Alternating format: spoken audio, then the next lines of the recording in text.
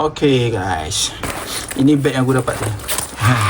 Kita nak tengok dia ada berapa kompartmen, function tak function. 2, 1, 2, 3. Belakang ada lagi zip belakang. Oh, quality kat bagus. Ada tangkai belakang ni. Depan dia ada lagi zip belakang. Kat depan ni ada zip. Agak luas kat depan ni. Buka dia besar, boleh masuk tangan. Dan ada ni apa? Ini kunci. Boleh tak kunci tu boleh cabut. Kunci locker. Okey. So kita try berapa banyak boleh masuk dalam ni barang-barang. Pertama kita try masukkan ni DJI Action 6. Tapi aku rasa masuk macam ni. Oh tak boleh masuk ni. Kita buka. Kita buka dulu, asingkan dulu. Di sini kita masukkan dia punya apa nama ni, stick kat sini. Ni macam ni, macam ni. Stick kat sini. Okey, tengok. Stick. Lepas tu apa lagi? Ini tripod untuk kamera Insta360 masuk situ.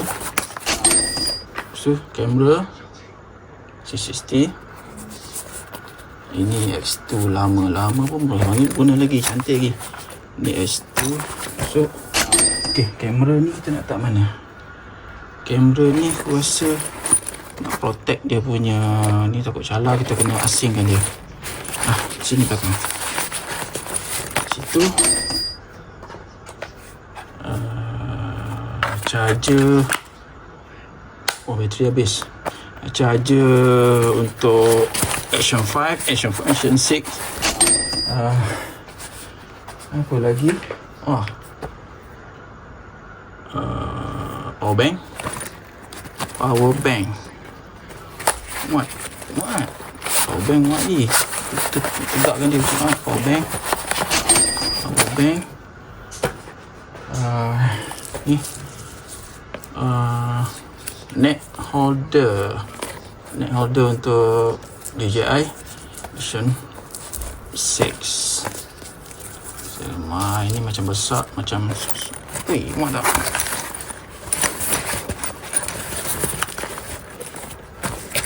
Muat. Last sekali kabel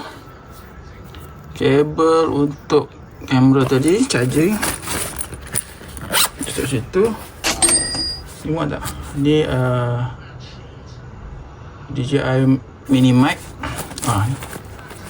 Masuk ni memang mikrofon ni, satu mikrofon. Okey, muat lah.